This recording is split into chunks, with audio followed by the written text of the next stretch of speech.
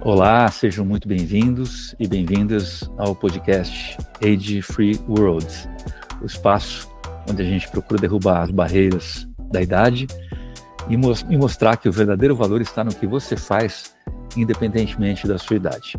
Lembrando que etarismo é o preconceito praticado contra pessoas com base na sua idade e qualquer idade. Eu sou o Fábio Betti e hoje recebo uma convidada que é a prova viva de que idade não define experiência. Com apenas 30 anos, ela já tem um currículo de peso, atuando na linha de frente da inovação corporativa em setores de alta complexidade, como mineração, automotivo, energia, óleo e gás, e hoje também se dedica a conectar startups, indústrias e instituições de ensino para desburocratizar a inovação. Isso é só um pedacinho da experiência dela, ela vai ter a oportunidade de contar um pouco mais daqui a pouco. E pensando no tanto de experiência que ela já acumulou na vida, o tema desse episódio será: tem idade para inovar? Seja muito bem-vinda, minha querida Tamires Bernol.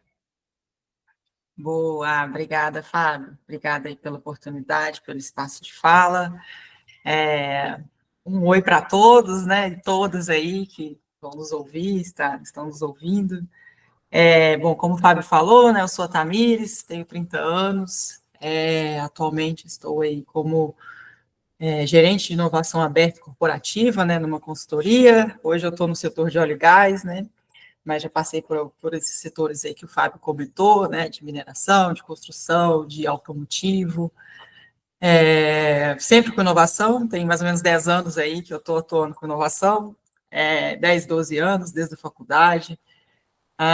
Possuo um mestrado também na área, hoje eu estou no doutorado, continuo desbravando, né, dentro da inovação tem muita coisa para ser desbravada, não só profissionalmente, né, inovação é para a vida, mas é isso, né, um prazer aí estar com você, Fábio, obrigado. Eu descobri que eu li seu nome errado, não é Tamires Bernol, é Tamires Bernol.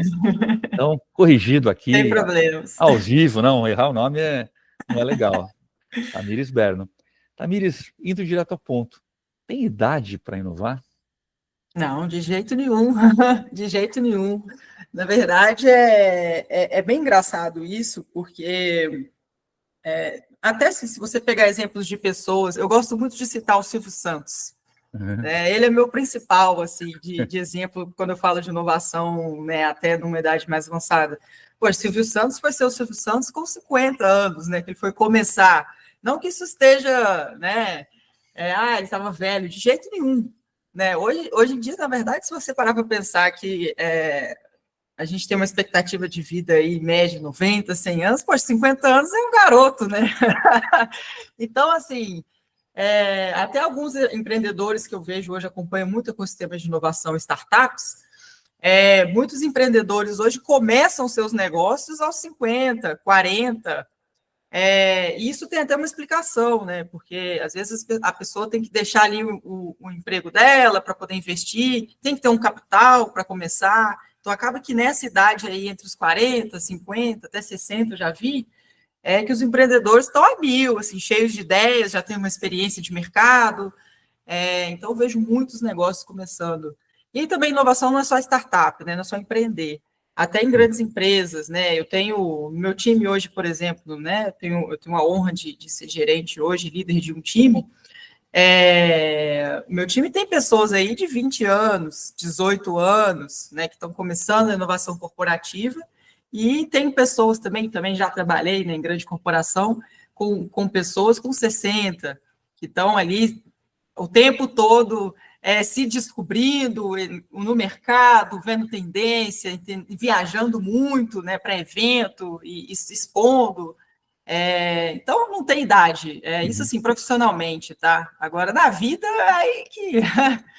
idade nenhuma, né? A gente sempre está se redescobrindo e sempre aprendendo. Então, acho que é isso. Como é liderar um time com essa diversidade, mas um time também muito jovem?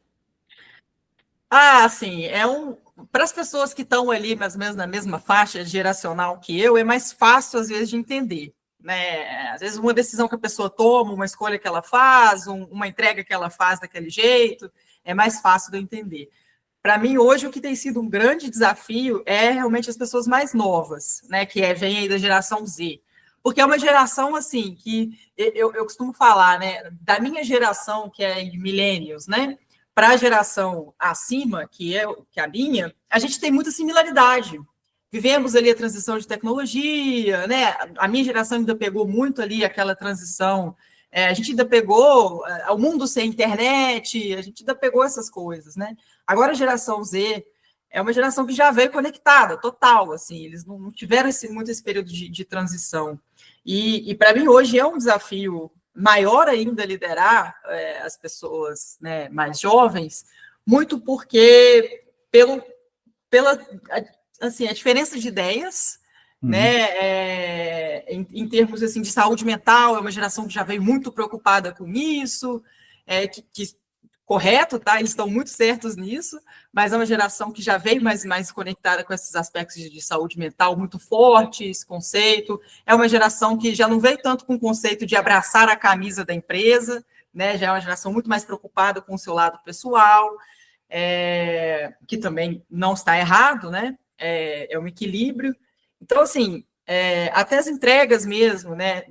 Inserir muita tecnologia nas entregas, às vezes, é uma dificuldade para mim de gerenciar, porque é uma geração que já veio com o chat GPT, tudo deles já é utilizar isso, então, às vezes, eu tenho que balancear muito isso numa entrega, porque eu preciso que uma entrega tenha uma inteligência também, e uma inteligência humana inserida ali, muitas vezes eu preciso gerenciar isso. Então, assim, acho que tanto na gestão de pessoas, quanto na gestão das entregas e do trabalho em si, para mim é um desafio muito grande, gerações mais novas, até mais do que as mais velhas, sabe? Do que as mais anteriores.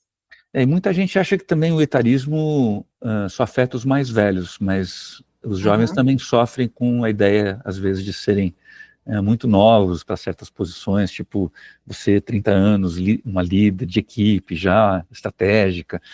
Você já passou por esse tipo de preconceito? Você sentiu que sua carreira fluiu sem que houvesse esse tipo de olhar para a sua idade, para a sua experiência? Como é que você lidou com isso? Massa. Assim, nos primeiros anos que eu trabalhei com inovação, eu era da parte de desenvolvimento, né? Então, eu era bem focada no técnico, né? Eu sou engenheira mecatrônica de formação. Então, nos meus primeiros anos ali de atuação no mercado, sempre com inovação, mas desenvolvimento de produto, né? E aí, sim, nessa época era um pouco difícil. Não vou te negar que, assim, eu não diria preconceito, porque eu também entendia o porquê das pessoas mais velhas que eu terem esse pensamento, né? De, é inexperiente, você tem que entender bem também a cultura da empresa, né? Nessa época eu estava em corporações, então, assim, eu não posso dizer que eu sofri isso, sabe? Mas eu tive contato com isso. Exatamente pelo fato de ser muito nova, e eu lidava com pessoas tecnicamente muito superiores, né, muito mais experientes. Então, lógico que eu também tentava trazer e agregar minha visão, né, de mais nova e tecnologia e tendências, etc. Mas sempre tinha essa visão de, não, você é muito nova, tudo que eu fazia tinha que ser sempre muito validado por um comitê de pessoas mais velhas ali, exatamente porque havia-se... Não é preconceito, eu diria, nem desconfiança, talvez a palavra, mas havia esse receio, né? De, poxa, será que o que ela está fazendo está certo mesmo? Vamos conferir aqui, sabe? Hoje eu entendo esse comitê, sabe? Depois que eu migrei para a parte de gestão da inovação, isso não foi tanto um problema, na verdade nunca foi um problema, mas eu não tive tanto contato com isso, porque eu já assumi uma posição de ser referência na gestão de inovação. E aí... Até na empresa que eu trabalhei antes da que eu estou hoje, até hoje em dia mesmo, eu não tenho tanto esse contato de assim, pessoas mais velhas questionarem o que eu faço ou a minha entrega, porque aí eu já saí de uma posição de depender do aval delas, tecnicamente, para ensiná-las. Aí já mudou um pouco o escopo, sabe? E o cenário. Mas, sim, eu acho que isso acontece com todo mundo, né? Principalmente você que é júnior no mercado, vai passar por isso, né? Dependente de você estar numa empresa, empreendendo, enfim, sempre vai ter ali um um comitê que vai falar, olha, não, isso aqui nada a ver, você está trazendo essa visão aqui, e faz parte do aprendizado, né, de quem é júnior. Acho que é isso. Agora, você trouxe que você se tornou, você conseguiu superar um pouco essa possibilidade de preconceito, se tornando referência em gestão de inovação. Uhum. Que idade você tinha, o que você fez para chegar nesse lugar? Olha, esse cenário começou até essa transição quando eu entrei no mestrado, né, finalizei a universidade ali, entrei no mestrado. No mestrado, conheci muitas pessoas, né? Eu fiz mestrado na UFMG, Inovação Tecnológica. Hoje eu faço doutorado lá do mesmo tema, né? Uhum. Mas eu conheci muitas pessoas referência. Então, eu conversava com muitas pessoas mais velhas, né? Professores, gente da minha sala. Eu era uma das mais novas da minha sala. E muita gente lá era do mercado, não era um mestrado acadêmico, né? Era um mestrado profissional. Então, muita gente era do mercado. Então, eu conversava com muita gente, tinha muito case, o networking ele era muito rico, e também sempre fui muito de conversar muito com outras pessoas, não só dentro da academia, mas de mercado, de fazer benchmarking, de ir em evento, conversar com as pessoas, estudava muito, sempre estudo, né? Eu gosto muito de estudar inovação, para mim é de hobby mesmo. Então, eu comecei a trazer essas coisas que eu via na academia, ou que eu estudava ali em artigo, ou então tinha contato nos eventos, para dentro dos ambientes que eu estava. Na época, eu estava no setor de mineração, né, ainda, depois eu fui para o automotivo. Então, eu comecei a trazer muitas essas coisas de fora para dentro. E, por incrível que pareça, né, muitas empresas, a maioria delas no Brasil, apesar de serem grandes multinacionais e etc., tem muita deficiência ainda na inovação. A inovação dentro da empresa em si é muito incipiente. Então, nesses dois ambientes, eu acabei virando referência nisso, porque não tinha quem trouxesse, né, quem olhava só para isso dentro da empresa. Então, o meu papel ele era olhar só para isso, né? Diferente de quem está trabalhando assim, na área corporativa, que tem que dividir o tempo entre ser inovador e entregar o que tem que entregar, né? Eu sempre fui da inovação. Uhum. Então, como tive o privilégio de ser focada nisso, eu estava 24 horas antenada desses assuntos, sabe? Tudo que a inovação estava trazendo e tudo que eu podia trazer para a empresa. Então, eu sempre peguei de fora, né, aquele outside-in, né, e trouxe para dentro. Então, acho que isso aí foi assim, crucial. E networking, sempre, assim, sempre conversei muito com as pessoas aí, ajudou muito, assim, tem ajudado, até hoje isso acontece. Agora, você tinha comentado antes que quando a gente pensa em inovação, as pessoas logo pensam em startups e em grandes ideias disruptivas. Uhum. De verdade é a inovação? Como é que você define quando as pessoas perguntam assim, tá, mas você trabalha com inovação, mas o que é inovação? Nossa, muita gente faz essa pergunta. Que bom. Muita gente tem essa dúvida, né? Muita gente tem essa dúvida. Eu digo que, assim, inovação eu não vou nem me apegar, assim, a manual de alguma coisa, né, dicionário nem nada, mas, assim, para mim, inovação é a gente fazer, melhorar coisas ou trazer novas coisas por caminhos distintos daquele status quo. Não interessa se isso é criar uma startup, um novo negócio, se isso é um novo investimento, ou se isso eu falava isso muito na empresa que eu trabalhei antes, né, dentro da empresa do setor automotivo, eu falava muito isso lá. O pessoal, mas a inovação tem que ter muito dinheiro, a gente vai pôr um drone voando aqui na empresa para fazer uma inspeção em segurança. Eu falo, gente, não precisa disso. A inovação a gente pode melhorar o que já tem. Se a gente conseguir melhorar o que já tem de uma forma a trazer mais valor para a empresa, num caminho que a empresa desconhece hoje, mas que já existe essa solução fora até, a gente trazer aqui para dentro já é uma inovação para a empresa. Então, assim, é simples, sabe? Até clichê falar isso, né? O povo do ecossistema de inovação, se me ouvir falar isso, eu falo, tá falando do clichê. Mas a inovação é muito simples, sabe? Assim, é pensar simples, às vezes vai envolver dinheiro, né? Às vezes não, nem sempre tem que ter muito investimento, mas é isso, pensar novos caminhos, novas formas, mas melhorando um processo já existente, ou um serviço já existente, trazendo um novo serviço, um novo processo também, mas é isso, sim.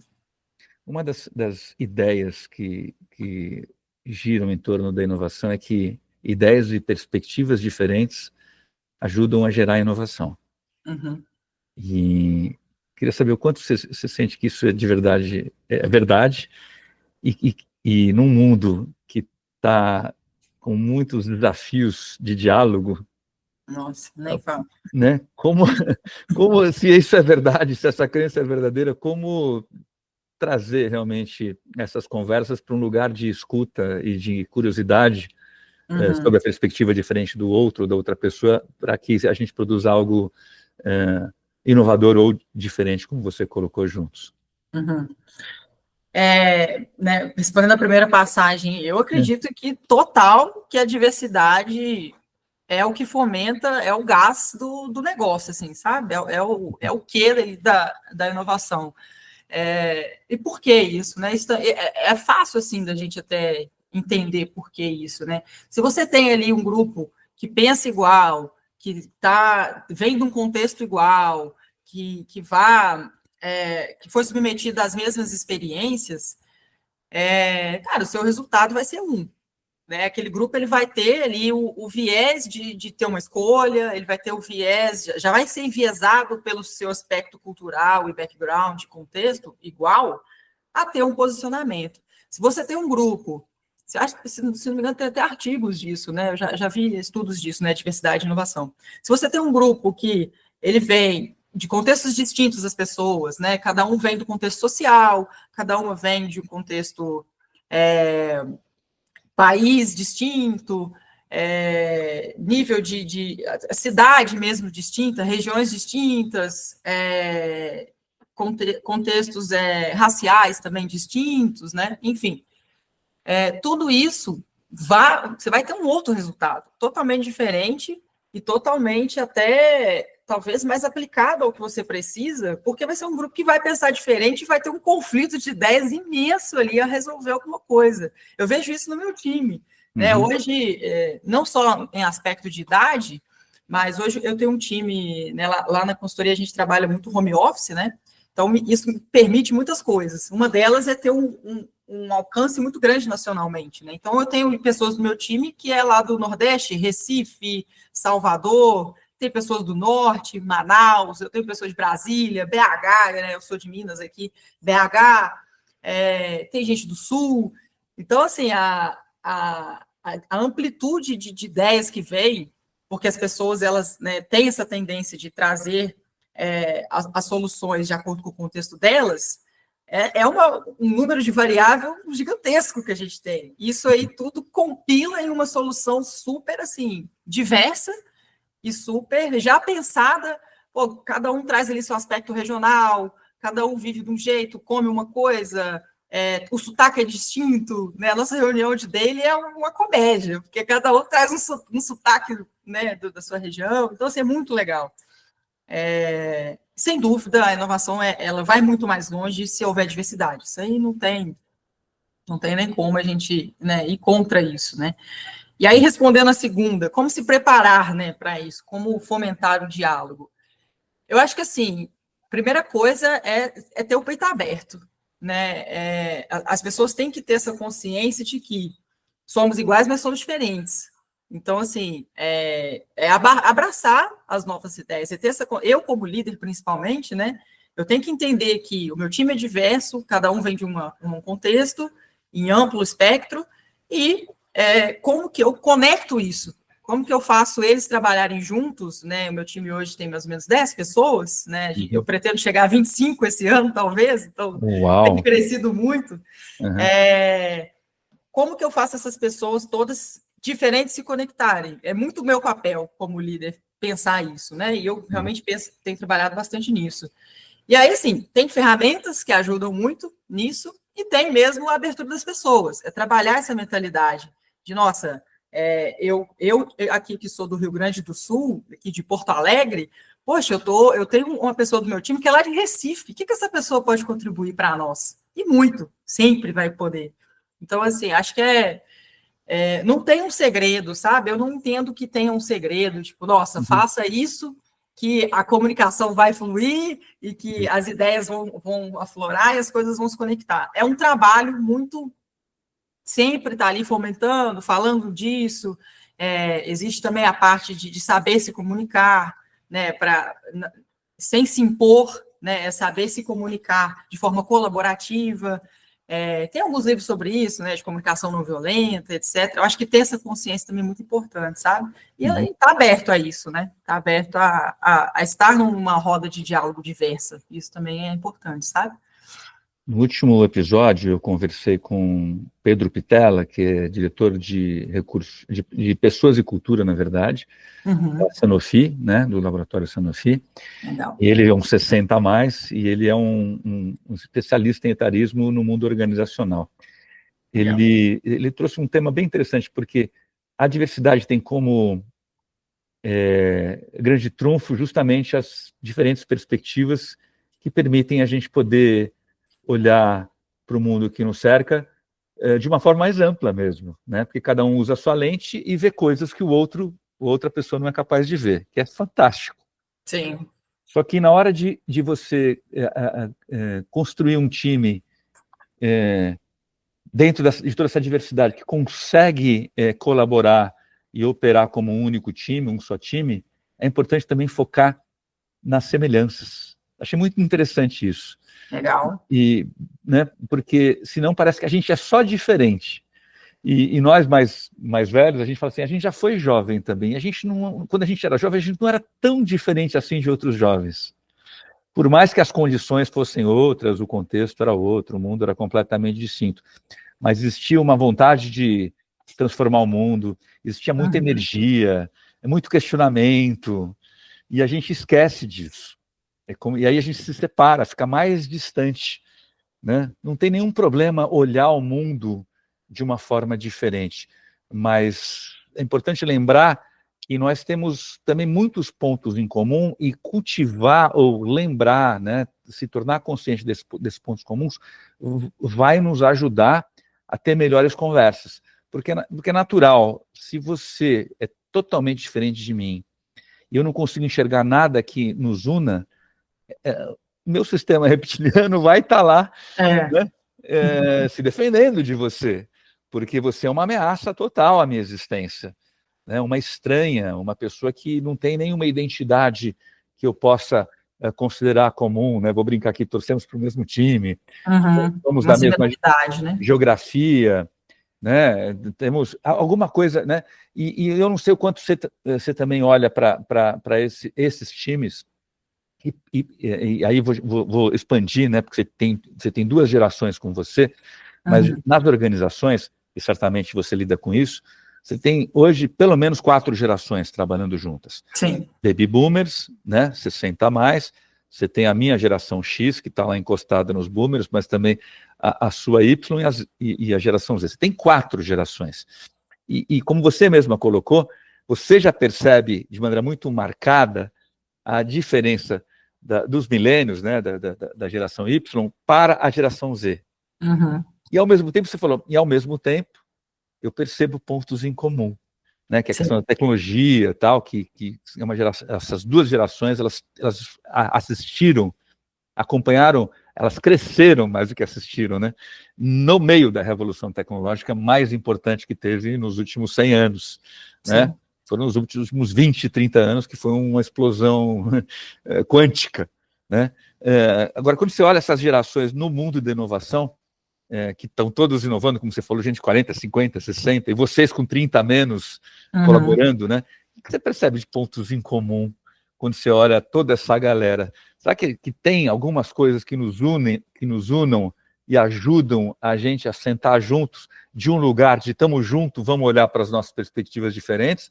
Ou ainda é muito difícil identificar esses pontos que talvez nos ajudem a sentir que nós pertencemos também a uma mesma comunidade? Legal, boa pergunta.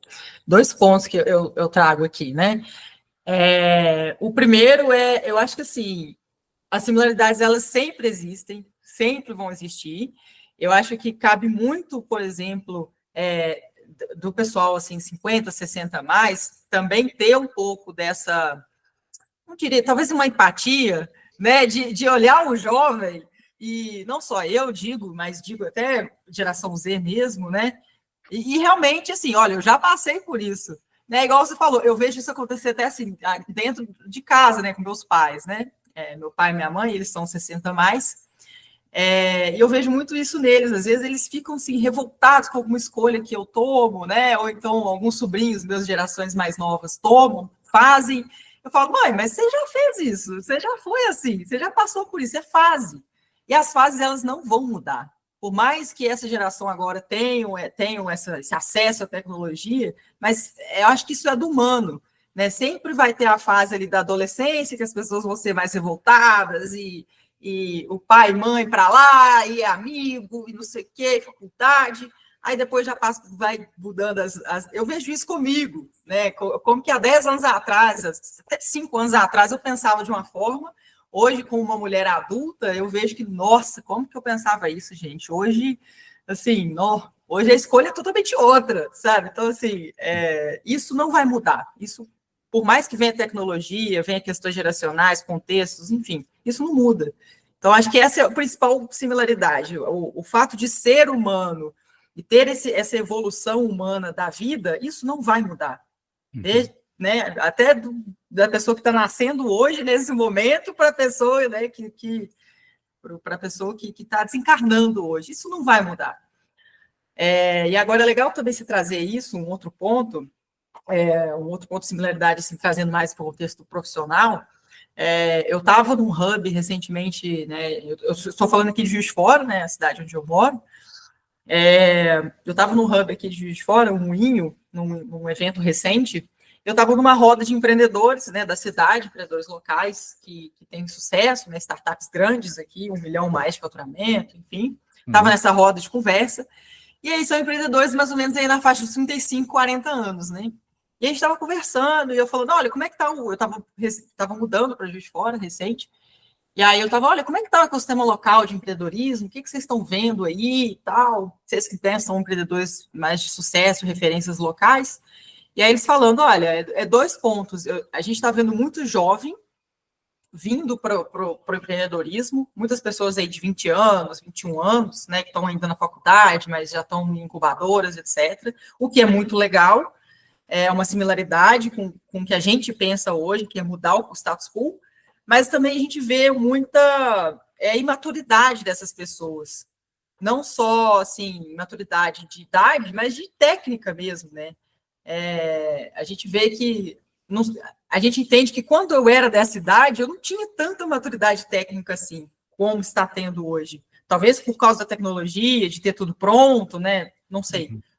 Mas, então, assim, eles trouxeram essa visão, tanto da similaridade, de estar incomodado com o status e querer mudar isso também acho que é inerente à idade, mas também o ponto de divergência que é, poxa, naquela época eu tinha mais informações técnicas e vinha mais embasado, com um pitch mais preparado do que essa geração atual. Então, hoje, o questionamento deles está muito fraco, não a ideia das pessoas, né? Não a ideia desses empreendedores, mas a qualidade do que eles estão trazendo de pitch, de solução e etc., precisa de um refino muito grande. E é interessante que, assim, aí é um tema recorrente aqui no nosso podcast, que as relações de trabalho estão em crise. Sim. Acho que desde a pandemia, quando a gente experimentou um modelo que algumas empresas e áreas, tipo tecnologia, já tinham experimentado com uma certa regularidade, que era o modelo home office.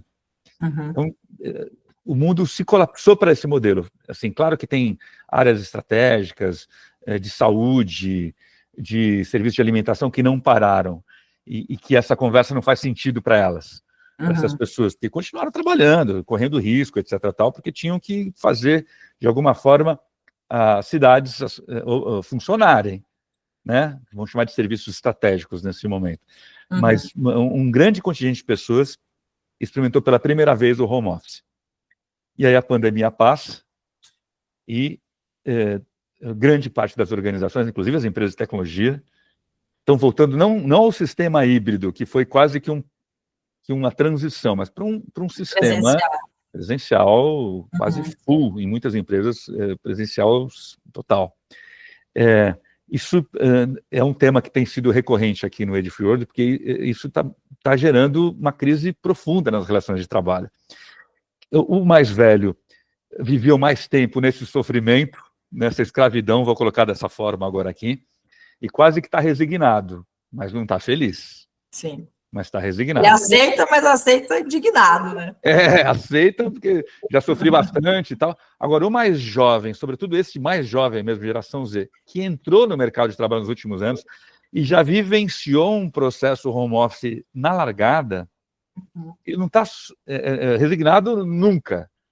Nem sei se a palavra é revoltado, mas ele está desiludido, a sensação que eu tenho.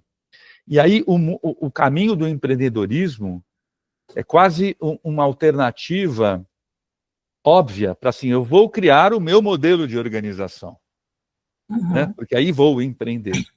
E eu não sei se, né, e quando você traz essa lógica nessa conversa que você teve com esses empreendedores locais, aí em Juiz de Fora, eu resolvi trazer de novo esse tema, que é um tema que a gente explora muitas vezes, né, para entender também um pouco a sua perspectiva, porque você está trabalhando, assim, você se conecta a comunidades de empreendedores, e aí, como você falou, tem gente de tudo quanto é idade, tem esse fenômeno que você observou junto com esses empreendedores de Juiz de Fora, e ao mesmo tempo você trabalha para grandes organizações, né, onde você também está observando o que está acontecendo nessas organizações, se elas estão também enfrentando desafios até a palavra é feia, reter, né, mas em atrair e manter pessoas jovens talentosas nos seus quadros, em modelos em relações de trabalho, que esses jovens talentosos não conseguem estar tão resignados quanto os mais velhos. O que você observa disso? Nossa, uma das empresas, né, que a minha consultoria atende é a Petrobras, né, que é um dos meus principais projetos, que está no meu portfólio hoje, e numa visita recente, né, mês passado, que eu tive lá, dos tópicos principais de conversa foi esse, né, a questão de atração e retenção das pessoas ali, para que elas trabalhem no modelo presencial, porque talvez seja ali uma decisão da empresa de trazer novamente as pessoas para o presencial, né? E aí tem sido, assim, um problemaço, né? Porque até as pessoas que nem são, assim, 60 a mais, mas a galera que está ali entre o 30 e os 50, que é um pessoal, assim, que às vezes tem filho pequeno, né? E aí o home office ajuda muito nesse aspecto, porque tem como você se organizar, levar seu filho na escola, etc. E aí essa galera tá assim, indignadíssima, e é engraçado, porque não é uma galera da geração Z, e também não é uma galera lá baby boomer, né? Não é um pessoal, né, dessa geração intermediária. E eles são os mais revoltados com ter a volta do trabalho presencial, exatamente por essas questões mais pessoais de se organizar, né? A agenda, o home office permite muita coisa. E eu vejo que é um impasse. Eu não digo nem só home office, né? Mas esse é o principal tema da vez, né? Porque realmente está tendo esse movimento, a gente vê Facebook, Meta, tudo, né? O Elon Musk, né? Com as empresas dele fazendo esse movimento. E aí assim, perdão a palavra, mas é um puta impasse, porque, igual você falou, eu vejo as pessoas mais velhas, né? Gerações mais avançadas, indignadas, mas aceitam. E muitos deles ainda nem são indignados, muitos deles já estão confortáveis com essa situação, principalmente os que estão em liderança. Eu conheci muitas pessoas, né, dessa geração mais avançada que preferem o presencial, porque ainda tem muito essa crença de que a pessoa no presencial ela trabalha. Então, assim, existe essa crença. E a pessoa home office não trabalha do jeito que deveria, né? O que eu acho que é um preconceito, né? Eu discordo muito dessa crença. Mas existe muita. E, ao mesmo tempo, também tem a galera mais jovem que, poxa, eu não preciso estar presencial para fazer isso. E tem essa galera intermediária, que eu falei, que é a galera que, assim, está indignada, é uma galera que estaria ok com presencial se fosse o status quo, mas já não é mais, né? O mundo já descobriu que o home office funciona e funciona bem, e para muita empresa é economia, muita economia, né? Manter o colaborador em casa. E a galera que está assim, putz, e agora?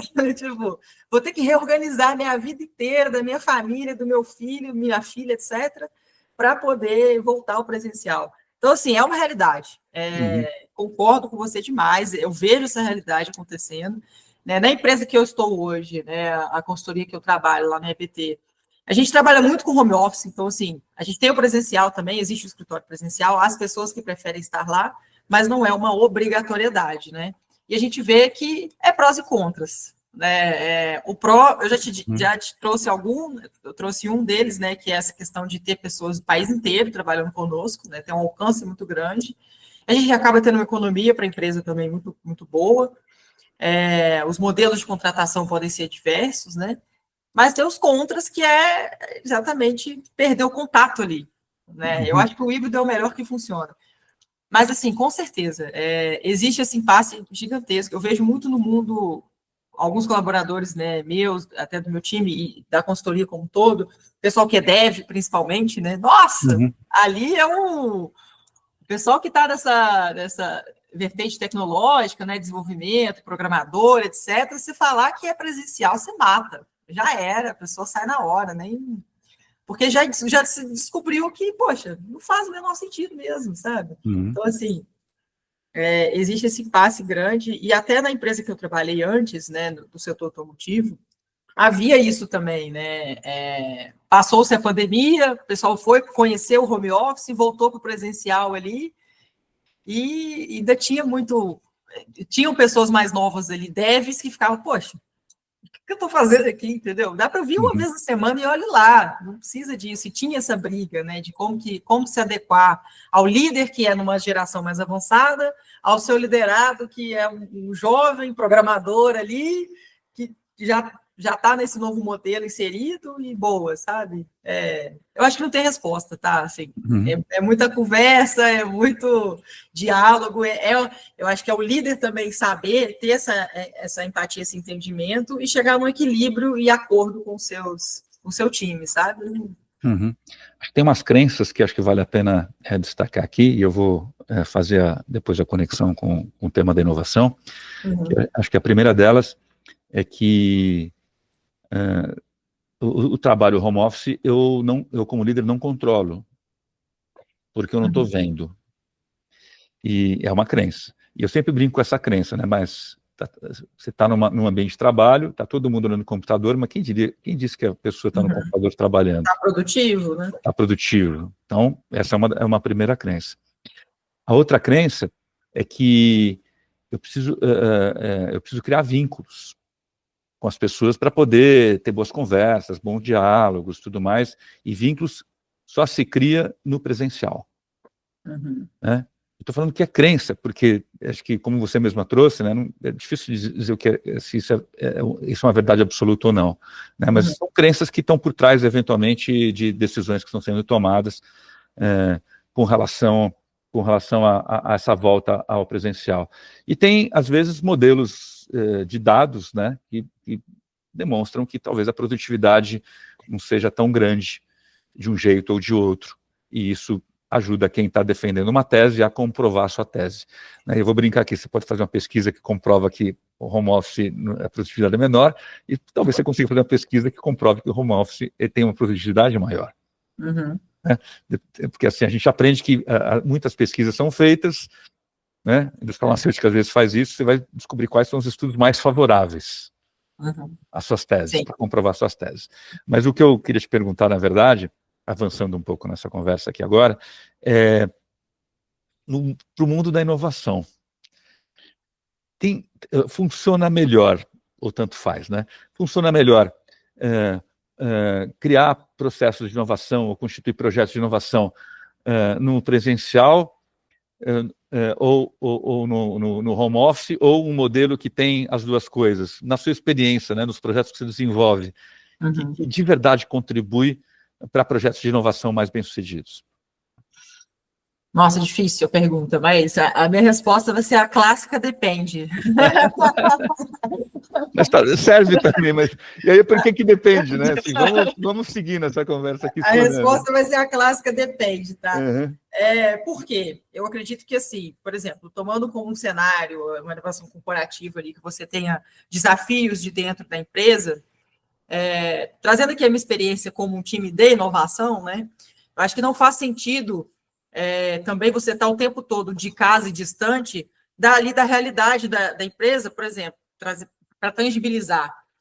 Poxa, eu tenho um desafio lá da área do chão industrial, lá de sensorização de alguma máquina. Poxa, eu, como time de inovação, não tem como eu saber entender a dor ali do meu colaborador, né, das pessoas que trabalham ali no chão de fábrica, se eu não estiver lá, sabe? Então, a gente tem até um bordão na inovação corporativa, né, de pessoas que estão dentro das empresas, é até uma expressão, assim, desculpa a expressão, mas a gente fala que é o método TBC, né, que é tira o bumbum da cadeira. Né? Eu gostei do bumbum, você já deu uma suavizada no método. Eu dei uma suavizada aqui, né? Mas é o método TBC, tira o bumbum da cadeira, cara. Não tem como um time de inovação ir lá entender o desafio e jogar esse desafio para o ecossistema, ou buscar soluções para isso, né? Universidades, etc., startups, se ele não entender bem o problema. Já começa daí. Então, aí eu já concordo que tem que ter um equilíbrio. Né? Eu acho que o escopo ele tem que ser dividido em atividades que eu consigo fazer em casa, de casa, e existe, né? Preenchimento de planilha, acompanhar algum processo, gerenciar alguma coisa. Isso perfeitamente dá para fazer de casa, ok. E tem atividades que eu vou precisar do colaborador lá, dias que eu vou precisar de estar lá. Né? Isso acontecia muito comigo, né? Como eu era do time de inovação aí dessa empresa setor automotivo, né? Era dessa forma, eu tinha um portfólio ali de 25 projetos que eu gerenciava, o meu modelo era híbrido, né? Então eu ficava em casa e ficava na empresa, e aí eu separava meus dias dessa forma. Esses dias aqui que eu vou estar em casa, poxa, eu vou fazer reuniões, eu vou ter algum outro entendimento, eu vou ter gerenciamento de projeto, do time, etc. Vou mexer no software, beleza. E tinha dias que eu tinha que estar lá, cara, face to face, com um colaborador lá de chão de fábrica. E aí, o que você está precisando? Qual é o seu problema? Que tipo de máquina que é? Qual sensor te resolve a vida? Ou é sensor mesmo? Então, assim, eu acho que depende, sabe? E depende do seu formato de trabalho também. Trazendo um pouco aqui hoje, na nossa consultoria, aqui no EBT, né? Por que hoje funciona? Hoje a gente é uma consultoria, né? Então, o nosso principal produto são metodologias, gerenciamento de processos, trazer novas ideias, scouting de tendências. Então, assim, isso é coisas que eu consigo fazer de casa. Só que eu também dependo das pessoas que estão nas empresas que eu estou atendendo de estarem lá, de me dar inputs ali do presencial delas, da linha de produção delas, para que eu faça o meu trabalho. Mas eu, Tamires e meu time, a gente não precisa estar presencial. Né? Há esse entendimento pelo escopo de trabalho que a gente exerce e o produto que a gente vende, sabe? Então, assim, depende demais. Eu acho que a inovação não se faz só à distância, né? Tem que ter o método TBC, faz parte do processo, assim como tem coisas que dá para se fazer à distância. Até no mundo do empreendedorismo, mesma coisa. A pessoa está ali, o empreendedor está ali na fase de validação de negócio, formulação de hipótese, de mercado. O cara tem que ir a campo, não adianta, ele tem que conversar com as pessoas, ele tem que ir em evento, ele tem que estar no presencial. E tem coisas que, né, validação ali da ideia, algum tipo de gestão ali da empresa dele, do CNPJ dele, não precisa estar a campo, mas tem essa etapa, sabe? Tem que estar nos hubs. Então, assim, eu acho que depende, né?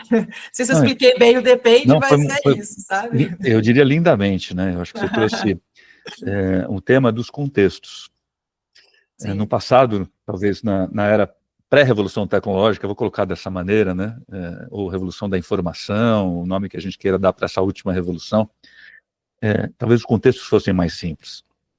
Né? Você tinha processos que eram vividos intensamente presencialmente, você não tinha alternativas, né, mais inteligentes para lidar com coisas que poderiam ser simplificadas através da tecnologia. Hoje os contextos estão mais complexos e as soluções, as maneiras de lidar para eles estão mais sofisticadas. Então a pergunta, na verdade, o que é melhor para este contexto? Foi basicamente o que você explicou com o Depende.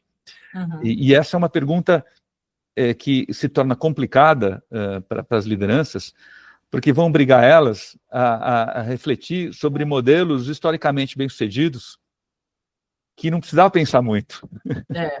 Agora mudou, né? Dá mais trabalho. Dá mais trabalho, era piloto automático, isso é óbvio, né? Por que eu vou trabalhar de terno e gravata? Porque todo mundo trabalha de terno e gravata. Como assim? Ninguém pensava sobre isso. Né? A gente não refletia sobre muitas das coisas que eram dadas. E hoje o grande exercício e desafio para a liderança é que ela é obrigada a refletir, não para ser boazinha, para ser inteligente. Para ser justo, né? Para ser Justo. inteligente e justo. Exato. O que é melhor neste contexto? Foi basicamente o que você trouxe com o depende. Eu só estou ressignificando um pouco o que você trouxe, colocando ela de uma forma diferente, que é o grande desafio que eu vejo das lideranças hoje com os times multigeracionais e com as relações de trabalho se colapsando pós-pandemia. Né? Sim, a gente quer achar uma solução boa para tudo, uma só. Volta todo mundo, porque é melhor.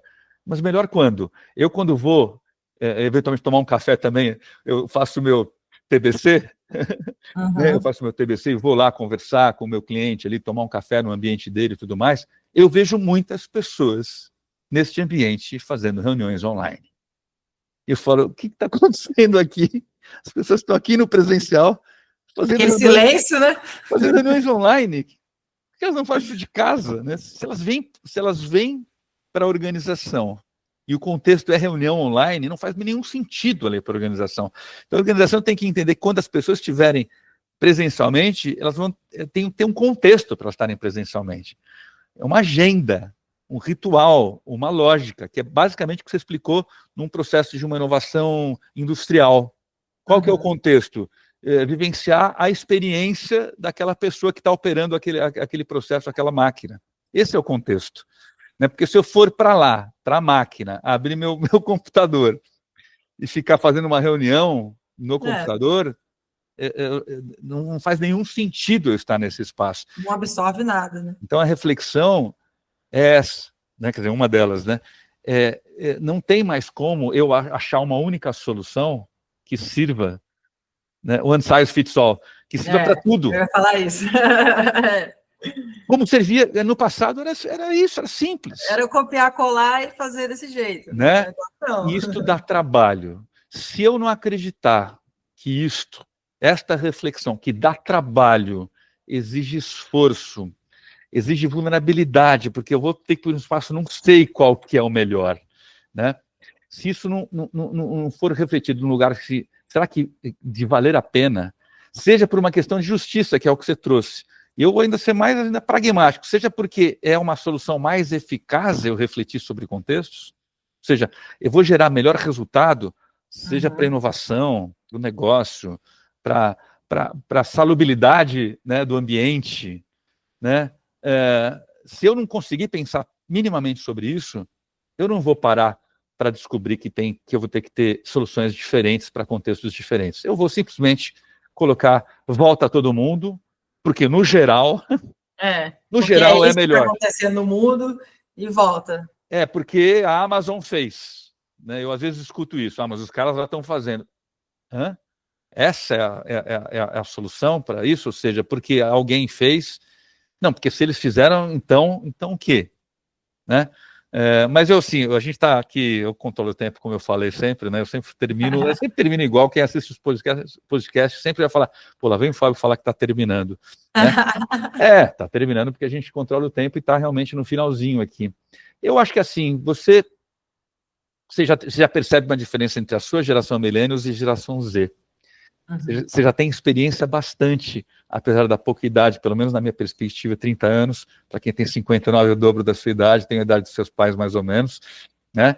Eu ainda acho pouca idade, no bom sentido do pouca idade. Então, pessoa que tem muito ainda a aprender. Você já está liderando uma equipe de 10, quer liderar uma equipe de 25. Né? Então, acho que a pergunta aqui para a gente fechar é meio óbvia, mas eu gosto de fazer. Né? Que conselho? Né? E é uma pergunta que eu sei que você está acostumado a ouvir também, né? Que conselho você daria para jovens que querem crescer dentro das empresas sem esbarrar nos rótulos da idade? Você contou, por exemplo, o que você fez para se tornar referência, né? E aí é uma pergunta que eu vou embutir duas, vai. Que conselho você daria para esses jovens, né, conseguirem crescer sem esbarrar em eventuais rótulos da idade? E para os profissionais também mais experientes que querem se manter relevantes. E aí a gente fecha aqui. É a pergunta final, tem que ser cabeluda. Né? Cabeluda não, é uma pergunta que eu estou acostumada assim, tá? Mas vamos lá, vamos construir aqui. Vamos juntos. Vamos construir aqui. O Lênin está fora da caixa, né? Vamos lá, então. Eu acho que assim, para as pessoas que são mais jovens, como um conselho, elas vão esbarrar com isso, eventualmente, né? Igual a gente trouxe aqui no início, principalmente as que estão entrando no mercado agora, muito júnior, né? Tem muito a aprender. Eu acho que o que facilita, deixa mais suave esse processo, de às vezes esbarrar num contato com uma pessoa mais velha que vai falar, não, mas você não sabe nada, você é jovem, não sei o quê. Eu acho que é assim, tá com a mente aberta para eu preciso aprender, e é a verdade, né? Isso funcionou muito para mim, né? Quando eu ouvia isso, eu falava, poxa, eu entendo essa pessoa, eu preciso aprender, então eu vou ouvi-la, mas o que for rude, o que for que eu identificar que é algum tipo de preconceito, eu vou simplesmente não absorver, né? E vou absorver o que me interessa ali, que é o aprendizado daquela coisa. Porque eu realmente preciso disso, ponto, sabe? Eu realmente preciso, estar entrando no mercado agora, cara, eu preciso aprender. Eu não tenho tudo, apesar de ter ChatGPT informação em 1 segundo, nada tira ali a experiência tácita, né? Eu acho que seria essa palavra, né? Sim, ela mesma. O tácito não tem como, você não aprende o tácito no GPT, sabe? Então, para as pessoas mais novas, o que ajuda muito nessa jornada, além delas mesmas estarem buscando mais informações externas, estudando, né? É ter esse pensamento, eu preciso aprender, ponto, vamos ouvir e vamos, né? Entender essa outra geração também, o porquê que ele está falando isso e descartar ali o que for de preconceito, etc., e não levar para o pessoal, né? Isso também é bastante importante. Para gerações mais velhas, e aí líderes lidarem com seus liderados, isso é um pouco mais complexo, porque o que acontece? Nessas gerações, a gente lida muito com a questão da vulnerabilidade. É uma geração que não quer nunca ser vulnerável, não quer passar a vulnerabilidade para o time, né? E quebrar isso é muito difícil. Eu vejo isso assim, até nas relações pessoais, né? Meus pais, familiares que são mais velhos, eles têm uma dificuldade tão grande de mostrar que não sabem. Eles não sabem, às vezes não sabem, porque ninguém sabe tudo, né? Mas eles têm essa questão de quebrar essa vulnerabilidade e estar exposto, né? Eu acho que assim. O padrão do super-heroísmo. O super-heroísmo, isso aí mesmo. Inquebrantável, né? Estou sempre ali, não, pode bater, eu tenho casca grossa. Aí vem várias frases que corroboram, não, resiliência, vem várias coisas que defendem esse modelo, né, do homem de ferro ou da mulher de ferro aqui, né? Exato. Eu acho que sim, o meu conselho seria até similar ao jovem. Essa pessoa também ter a ciência de que, poxa, eu também, apesar de já saber muito, já ter vivido muito, eu tenho uma experiência ali magnífica, mas eu também tenho algo a aprender. Porque não tem como você estar 100% conectado, sempre. Né? Então, a geração mais nova, ela tem ali a imaturidade, né, da tecnologia, do tácito, mas ela tem uma maturidade maior que a minha em lidar com as ferramentas, ela tem uma maturidade maior que a minha, talvez de ter um processo mais atualizado, de estar mais conectado, de saber mais tendências.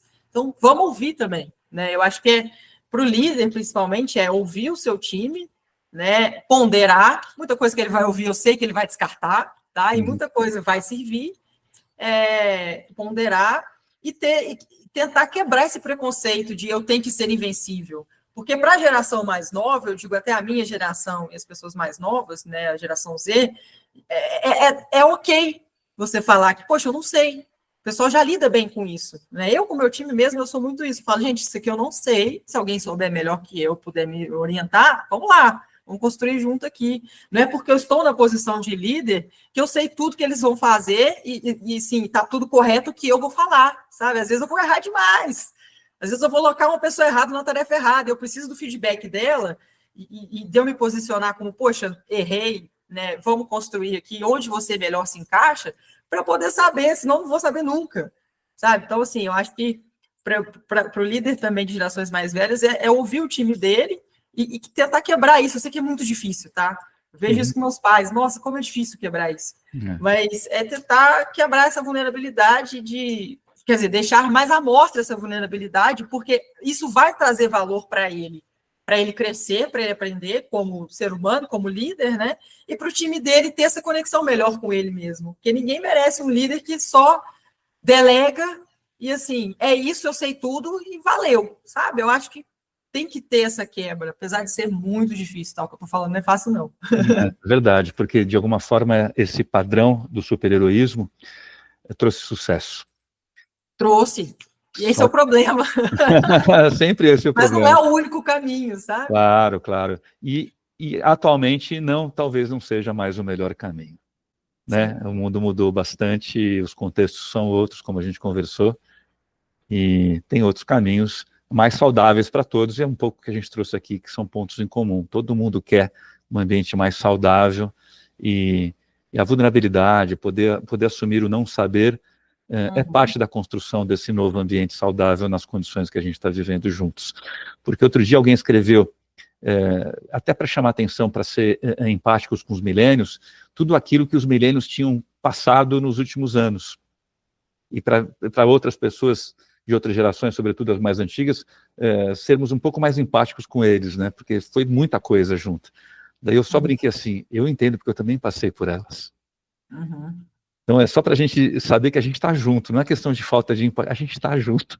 Mas talvez a gente mais velho, a gente não tenha muita coragem de falar isso, né? Nossa, eu também passei por isso e foi está sendo muito difícil também para mim, né? Não é fácil. Está aqui uma testemunha do não é fácil, porque eu também fui talhado, como seus pais e como tantos outros, a ser uma liderança super-heróica, que nunca demonstra fraqueza, e sempre sabe, e se não sabe, rapidinho descobre, para poder voltar outra vez a dizer que sabe. Então, te agradeço, Tamires, papo incrível, muito, muito obrigado. Eu que agradeço, viu, Fábio? Obrigado aos ouvintes também, muito obrigada pelo espaço. Estou sempre aí, né? Eu tenho um LinkedIn bastante ativo, né? Então, conexões aí, estou super aberta, troca, conexão, né? Tamires Berno lá no LinkedIn, estou sempre por lá. E assim, né, tô à disposição, Fábio, sempre que quiser tocar uma troca aí, falar de inovação, então, nossa senhora, o que eu mais gosto de fazer. Nem diz isso, que todo mundo que eu sou entrevistado aqui fala, estou à disposição, vira colunista, tá? Então, cuidado com o que você diz legal, aí. Legal, Vira tamo colunista. aí. Olha lá, hein? Tá gravado, né? Mas obrigado mais uma vez e obrigado também a todo mundo que nos acompanhou aqui em mais esse episódio do Age Free Worlds, né? Onde a gente sempre tem o objetivo de desconstruir o preconceito contra a idade, todas as idades. E falando nisso, no próximo episódio, como temos 2 pessoas no nosso radar, uma 50 a mais e outra 30 a menos, eu ainda não sei qual das duas vai ser o próximo episódio, a gente está fazendo os agendamentos, mas eu tenho certeza que vai ser mais uma conversa incrível, onde, no mínimo, as 2 pessoas que vão estar conversando vão aprender muito uma com a outra, como aconteceu aqui hoje, mas certamente você que também nos escuta no Spotify ou nos assiste no YouTube também vai aprender alguma coisa, porque esse papo aqui é para valer, né? Não tem muita firula não, como foi esse. Obrigado mais uma vez, Tamires, até uma próxima oportunidade. Obrigada eu, Fábio. Um abraço para você, para todos aí também. Tchau, tchau.